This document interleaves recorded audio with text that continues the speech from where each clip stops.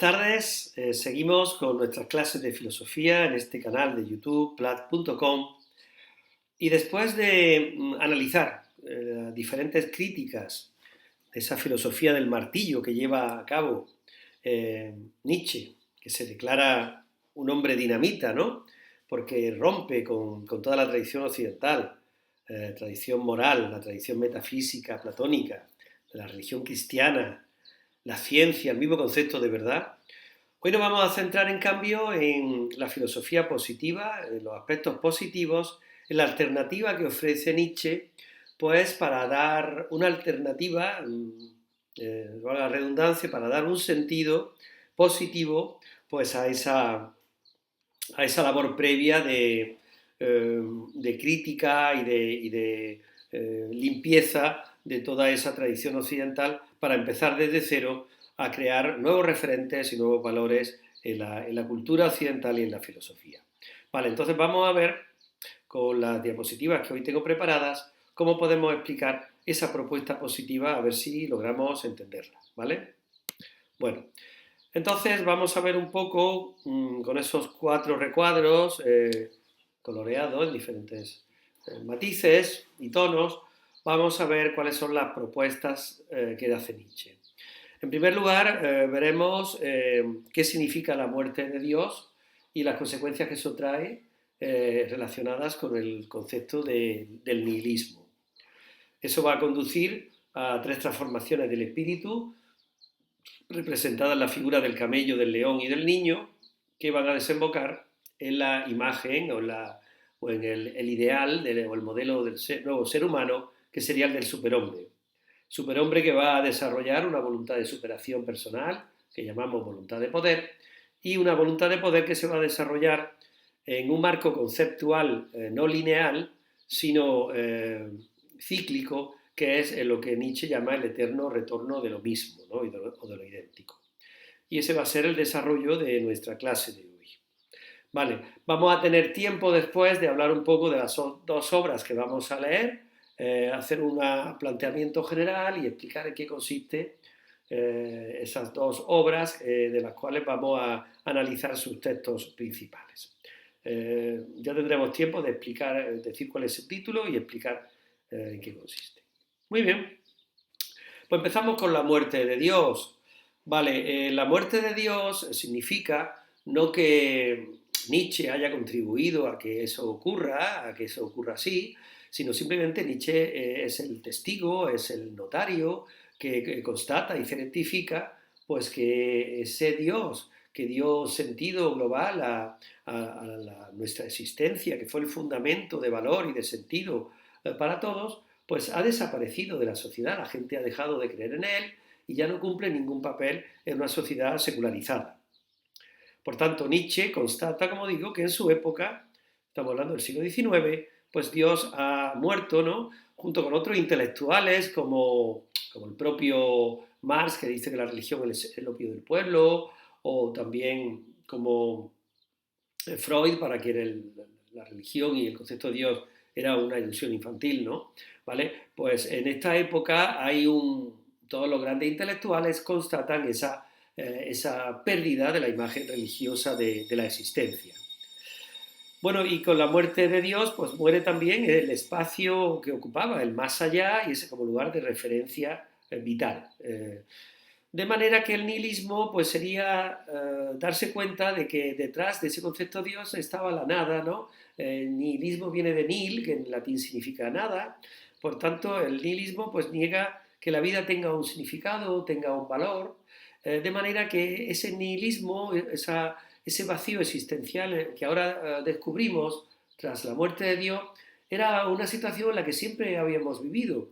Lo que pasa que para Nietzsche pues Dios era una tapadera, era una máscara que servía para encubrir la nada. Y ahora hemos descubierto que vivimos en esa nada, vivimos en ese vacío existencial.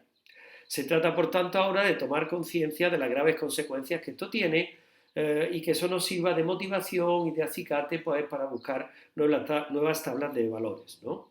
Vale, la imagen que pongo ahí de Dios está muerto, firmado Nietzsche, o Nietzsche está muerto, firmado Dios, es simplemente pues para bueno, plantearnos la pregunta si realmente es Nietzsche quien constata la muerte de Dios o es Dios quien testifica la muerte de Nietzsche, ¿no? Bueno, pues esto era unas frases que se suelen usar pues un poco para cuestionar también el propio planteamiento nietzscheano, ¿no? ¿Vale? Entonces también nos sirve para seguir pensando, ¿no? Eh, Muy bien. Seguimos. Bueno, pues como decíamos, fijaros la imagen de ese hombre que está cayendo en el vacío. El nihilismo, pues, es una posición filosófica, es una actitud también ante la vida que sostiene, pues, la ausencia de valores, la negación de que haya un propósito, un significado en la vida, y esto como consecuencia de haber cuestionado, pues, la existencia, pues, de ese ser supremo o de esa realidad última que llamamos Dios, como consecuencia de la declaración de la muerte de Dios. De manera que ahora nos encontramos con que el mundo carece de propósito, de un significado intrínseco, y que todas esas creencias, todos esos valores los que habíamos creído, todas esas fuentes de sentido, pues eran arbitrarios, o eran ilusorios, ficticios, ¿no? Y esto es un poco lo que Nietzsche quiere que nos demos cuenta de la trascendencia que tiene esto, todo menos la indiferencia, ¿no? Además hay que darse cuenta que este nihilismo no se debería de ver solo como una postura pesimista o desesperanzada o desencantada, sino que lo que sugiere es que esta adversidad tiene que ser un punto de partida para que los seres humanos reflexionemos y un impulso para buscar el propio significado o sentido por nosotros mismos, ¿no? De manera que él piensa que al enfrentarse, muchas personas, al enfrentarse a ese vacío existencial y a esa carencia de sentido, pues muchas personas pueden encontrar, muchos individuos podrían encontrar o sentirse impulsados a buscar, pues de manera más profunda, ese sentido, ese significado o esos valores que ahora hemos perdido, pero que si buscamos por nosotros mismos podríamos llegar a encontrar. De manera que el nihilismo también tiene que ser un desafío para buscar nuevos referentes de sentido, ¿no? Y eso precisamente es lo que intenta hacer Nietzsche con sus propuestas, con sus ideas filosóficas positivas, que son las que va a sugerir a continuación, ¿no? Bueno, y lo primero que él propone es que para superar ese nihilismo, el espíritu humano debería de sufrir tres modificaciones, tres transformaciones, que él identifica con tres figuras diferentes. La primera figura, la primera metáfora es la metáfora del camello, del camello. El camello es un animal que para recibir su carga tiene que agacharse, tiene que arrodillarse, de manera que el camello representa pues la persona religiosa que se arrodilla para someterse a la carga de la moral impuesta o de las normas religiosas, de someterse a un tú debes, ¿no? O incluso al sentido de culpa, ¿no? Que muchas veces puede haber en la propia religión. De manera que representaría un nihilismo pasivo, es decir, una negación de la vida en favor de valores superiores, ¿no? Ya sea relacionados con la moral cristiana, ya sea con la metafísica platónica, etc., ¿no? Aquí entraría también la metafísica platónica. Sin embargo, el camello se termina convirtiendo en león, porque esa persona que se ha arrodillado, que ha asumido esas cargas que han sido tan duras y tan pesadas, pues se rebela contra esas imposiciones, arroja sus cargas, esas cargas que le oprimían, y recupera la libertad. Y frente a ese tú debes, pues ahora el león declara un yo quiero que ilustra un nihilismo activo, un nihilismo activo en esa ruptura con los viejos valores, pues para liberarse de todas esas imposiciones que le tenían zaherido, que le tenían esclavizado y sometido, ¿no?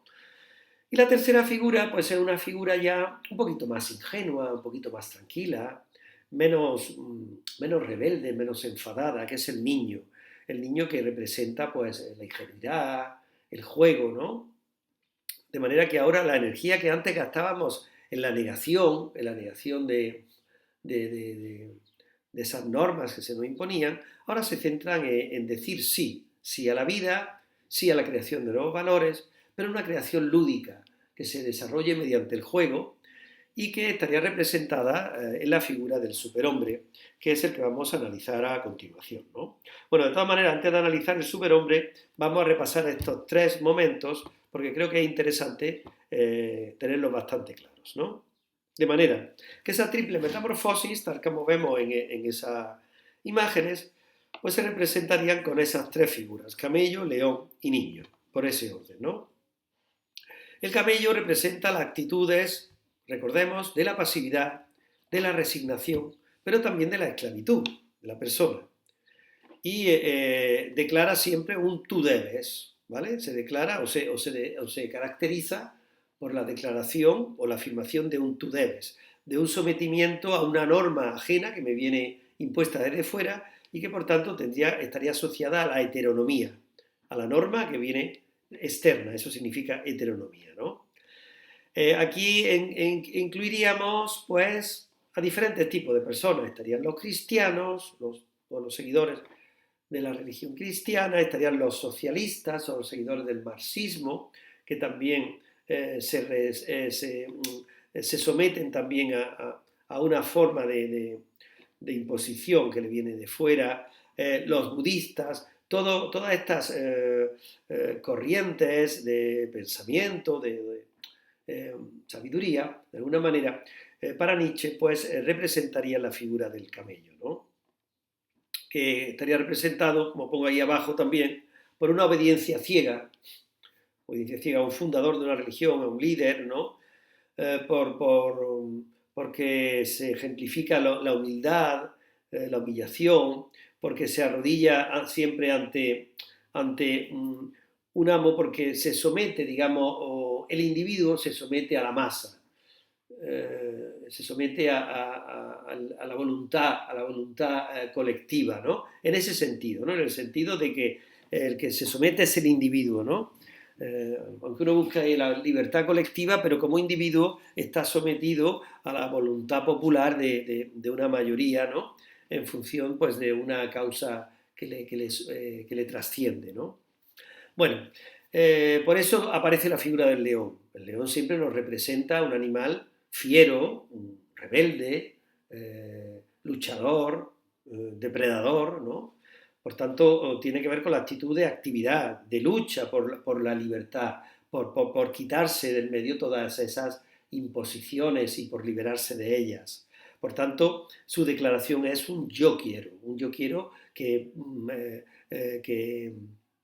se da a sí mismo sus propias normas y por eso tiene que ver con la autonomía, ¿no? Porque yo soy mi propia ley para mí, ¿no? Nadie me impone la ley desde fuera. Esto tiene que ver con la última parte de la humanidad, todavía no se ha llegado al superhombre, pero serían ya hombres superiores para Nietzsche, ¿no? Por encima de la masa, por encima del rebaño, ¿no? Bueno, pues aquí, como digo ahí abajo, tiene que ver con todas las actitudes críticas, destructoras, en el sentido de destruir lo viejo, lo que me impide mi desarrollo personal, que derrumba también los cimientos en los que se ha asentado la cultura occidental, como hace el propio Nietzsche. Es decir, que está describiendo las propias transformaciones que sufrió Nietzsche, que fue creyente, que fue un rebelde y que luego va a buscar una filosofía más positiva, como luego veremos. Bueno, una persona que anuncia la muerte de Dios, pero el problema que tiene el león es que gasta toda su energía en la reacción frente a ese mundo que se le impone, que es incapaz de crear nuevos valores. No le queda fuerza, no le queda energía para crear valores nuevos, ¿no? Odia a los viejos, pero no es capaz de crear valores nuevos. Odia al camello, odia al que se somete, es un rebelde, pero no tiene fuerza para hacer un mundo nuevo. Por eso tenemos que ir a la última transformación, que es la que sufre el propio Nietzsche, que es la del niño. El niño ya es alguien ingenuo, alguien que busca algo positivo, que dice sí a las cosas, no las rechaza, sino que dice sí a lo nuevo, ¿no? Y que se toman las cosas con otra actitud. La actitud del niño es el baile, el juego, todo ocurre por azar, todo es pura creación, todo es libertad plena, ¿no? Ya ni siquiera es un yo quiero frente a algo que se me niega, sino simplemente un yo soy, yo desarrollo mi ser sin entrar en confrontación con el mundo externo. Y este ya sería el superhombre, vendría representado por la figura del superhombre. Por tanto, como digo ahí abajo, representa al ser libre que empieza a disfrutar ya de su propia existencia sin oposición a nada externo, que es inocente, va sin prejuicios, que es capaz de reír, que es capaz de jugar, de tomarse las cosas con más ligereza, sin tomarse las cosas tan a pecho, y que sobre todo se entrega al destino y lo afirma pues con lo positivo y con lo negativo que ese destino a mí me pueda traer. Bueno, entonces, ¿en qué consiste el superhombre? Pues el superhombre es aquel que supera el nihilismo, que supera el vacío existencial, la falta de sentido, porque sustituye las fuerzas reactivas del resentimiento, las fuerzas reactivas por fuerzas activas, por fuerzas creadoras de nuevos valores, ¿no? Las fuerzas reactivas, recordad que tienen que ver con la persona que reaccionaban frente al poderoso, porque se le consideraba explotador, se le consideraba malvado, pero no creaba por sí mismo nada. Entonces ahora se trata de sustituir esa moral de esclavo por una moral de señores que tome la iniciativa y que cree sus propios valores y no esté pensando en criticar los de otros, ¿no? O oponerse a los demás. Bueno, por tanto, él desarrolla una voluntad de poder que para Nietzsche es una voluntad de crear nuevos valores, que tienen que ver con ejercer el dominio sobre las cosas para darles un sentido, un nuevo valor, pero a través del dominio, a través del sometimiento a su propia voluntad, ¿no? La vida, por tanto, en todos sus papeles y en todas sus funciones, para Nietzsche se va a definir como una voluntad de poder, es decir, como una voluntad de autoafirmación frente a los demás, a los demás. Pero no es una voluntad de querer seguir viviendo, no una voluntad de conservarse, es una voluntad de superarse. Siempre es superarse para ascender cada vez más alto, para alcanzar posiciones cada vez más elevadas, alcanzar la excelencia, ¿no? Porque en definitiva para Nietzsche el mundo es una combinación de fuerzas que luchan por el poder. Y aquí solamente hay dos posibilidades. O estamos con las fuerzas dominantes o con las fuerzas dominadas. Entonces se trata de buscar posiciones de dominio, también de autodominio, ¿no? Pero dominio en el sentido de buscar todo aquello que nos empodere, que esté a favor nuestro, ¿no? Y no a posiciones de sometimiento a los demás, sino buscar siempre aquello que me empodere, aquello que permita mi desarrollo personal, que alcanzar posiciones de excelencia, alcanzar grandes logros en la vida, y todo eso sería la voluntad de poder. ¿De acuerdo? Muy bien. Bueno, pues el superhombre para Nietzsche lo tenéis ahí representado en esa imagen de cómic, de una portada de cómic. Precisamente el cómic, pues, va a reflejar muy bien, pues, toda esta filosofía de Nietzsche. Va a ser uno de los filósofos de cabecera de muchos creadores de cómic, ¿no? Y precisamente el superhombre, que en alemán se dice Übermensch, es decir, el ultrahombre, pues está dentro de nosotros. Por eso Nietzsche se desgarra la camisa y debajo pues lleva el traje del superhombre. Es decir, que esa capacidad de superación personal y de logro personal está ya dentro de nosotros y hay que sacarla desde ahí, ¿no? Por tanto, el superhombre para Nietzsche es una figura, en cierta manera, idealizada, que representa al individuo que ha superado las normas y los valores que imperan en la sociedad tradicional. Donde hay una búsqueda constante ahora de autoafirmación, un desarrollo personal, la búsqueda de un desarrollo personal, más allá de esas limitaciones, de esas prohibiciones que nos va imponiendo la sociedad, la moralidad convencional y las normas sociales, ¿no? Y por ello supone una voluntad personal activa y enérgica de crear y de afirmar mis propios valores basados en esa energía, en esa capacidad vital, en esa capacidad de dominio que uno descubre dentro de sí mismo, ¿no? Y también sobre uno mismo, ¿no? De superación, pues superando las propias limitaciones que muchas veces nosotros mismos nos creamos, ¿no? De esa manera, pues el superhombre pues, va a ser capaz de generar nuevos valores morales, nuevos valores estéticos, nuevas formas de felicidad, de belleza o de bien, ¿no? Que son las que cada uno determine pues, en función de sus aspiraciones, ¿no? Bueno, y ese superhombre no se puede entender, evidentemente, sin una voluntad de poder, ¿vale? Empezamos viendo qué no es la voluntad de poder. Es decir, la voluntad de poder no habría que entenderla en sentido psicológico, ¿no?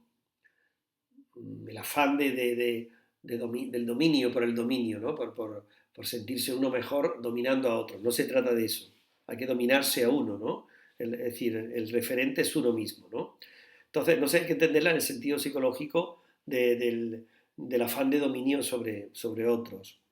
Ni tampoco una voluntad de obedecer, ni mucho menos, es justo lo contrario, ¿no? Porque eso sería más parecido al camello. O una voluntad de verdad, como en el caso del filósofo. Ni siquiera una voluntad de placer, ni una voluntad de vivir, ¿no? Como decía Schopenhauer. No, nada de eso es la voluntad de poder.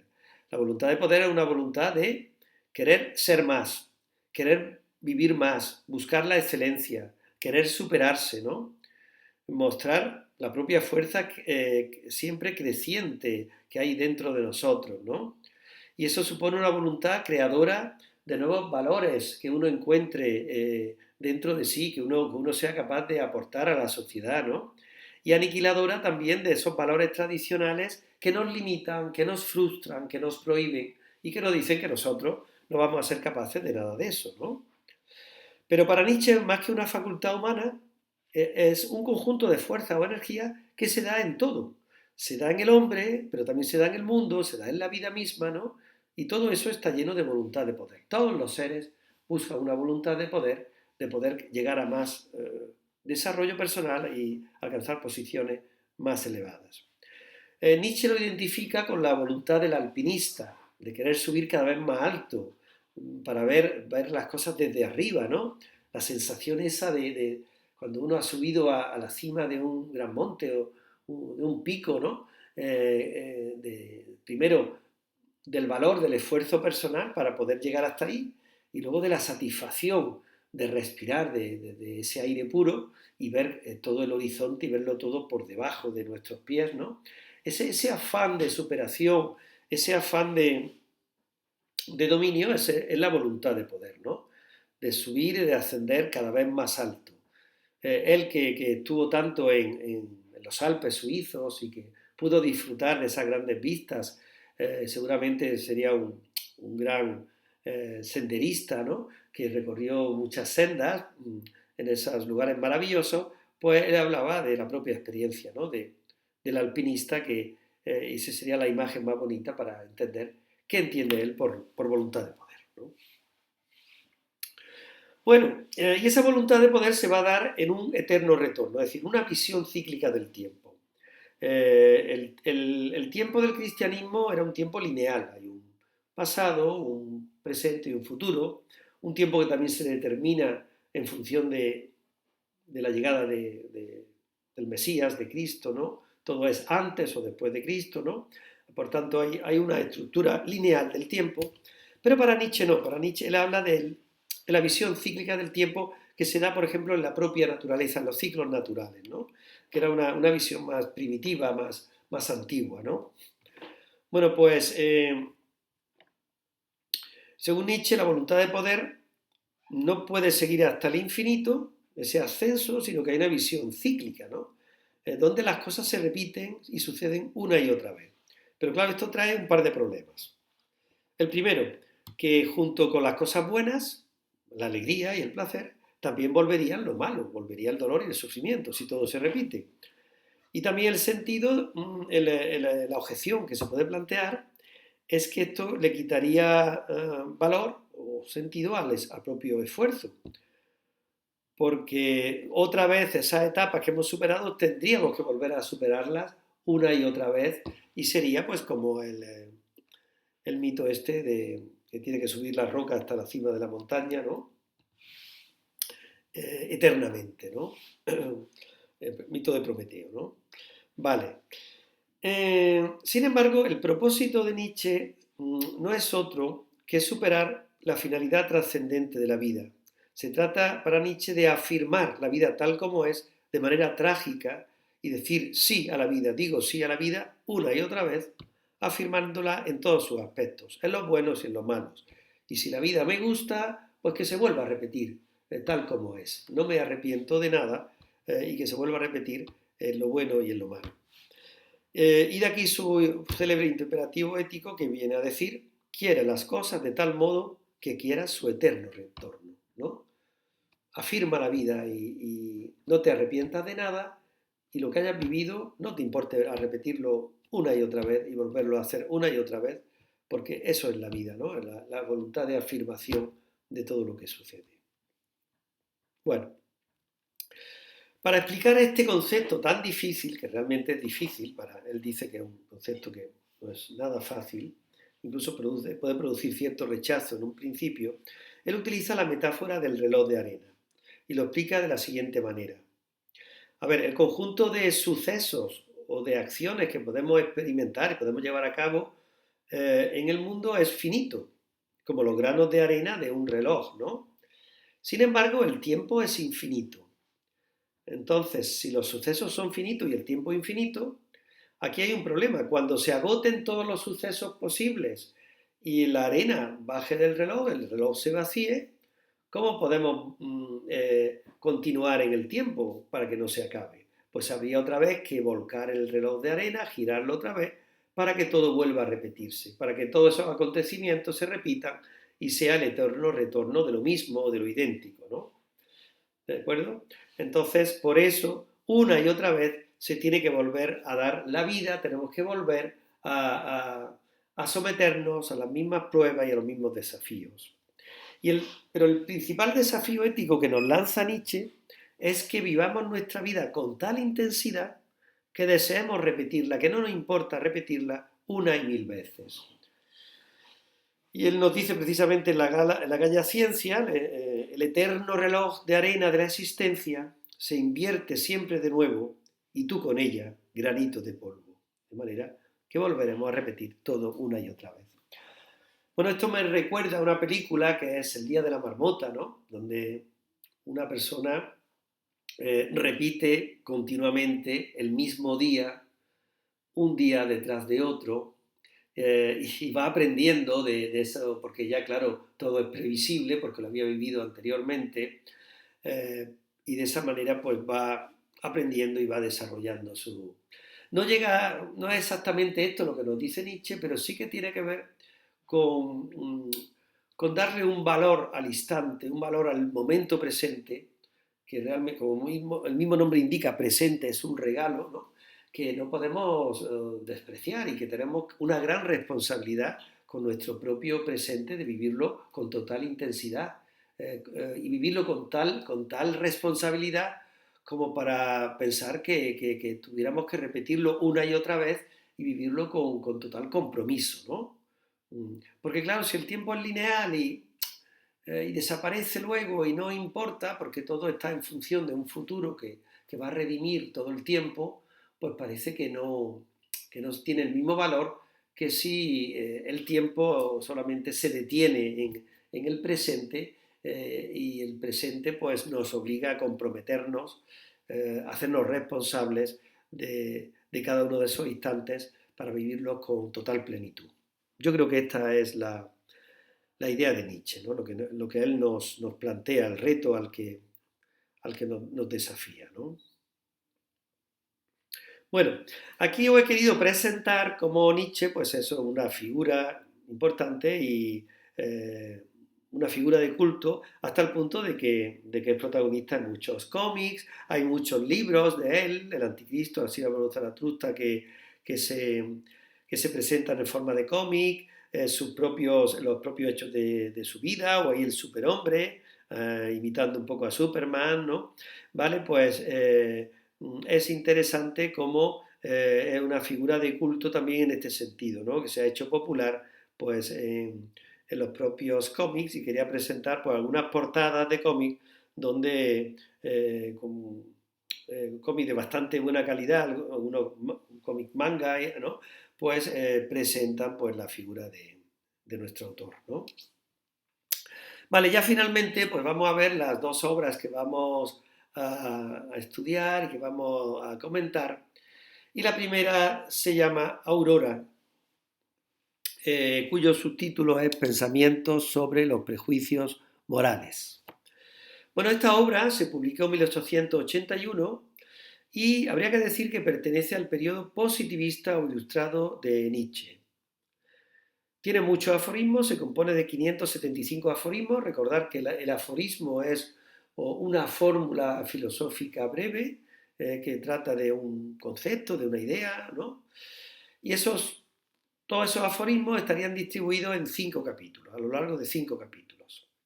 No obstante, a pesar del carácter fragmentario que tiene esta forma de escribir en aforismos, esta obra tiene cierta coherencia expositiva porque esos aforismos están conectados entre sí, a veces temáticamente, de manera que podemos hablar de una especie de sistema de aforismos, ¿no?